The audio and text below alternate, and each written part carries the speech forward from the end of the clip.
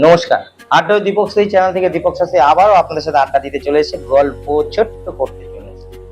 কি না, শত্রু। আজকালকার দিনে মানুষের ভালো কেউ দেখতে পায় না। আপনি ভালো থাকুন বা খারাপ থাকুন, আপনার কিন্তু শত্রু বারবার বাড়ছে। আপনি কি করবেন শত্রু সেখান থেকে দমন করতে গেলে? এই যে রথযাত্রা শুরু হবে 27 তারিখ, এই দিনকে আপনাকে কাজটা শুরু করতে হবে। কি করবেন? 4টে পাতি লেবু হলুদ রঙের নেবেন। তার মধ্যে আপনার শত্রুদের নাম লিখবেন 4টের মধ্যে। লিখে তার নিচে লিখবেন ওম ক্রাং কোং, ওম ক্রাং ক্রোং। এটাকে অনেক রকম ভাবে দিয়েছি, এটাও করতে পারেন। ওম ক্রাং ক্রোং লিখবেন।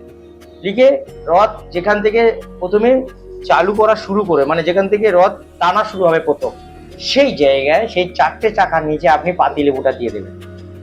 দিলে দেখবেন রথ যখন চালু হবে পাতিলেবু পুরো একদম খেতে ছিটকে ছুটকে বেরিয়ে যাবে। তেমনই আপনার যেরকম পাতিলেবু তেতে যাবে, রস বেরিয়ে যাবে, তেমন আপনার শত্রু তেতে যাবে পুরো একদম।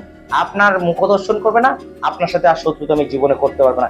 চ্যালেঞ্জ করে বলছি, এটা কিন্তু প্রত্যক্ষ প্রমাণ এবং 100% আপনার শত্রু আপনার পায়ের তলায় থাকবে। করে দেখুন।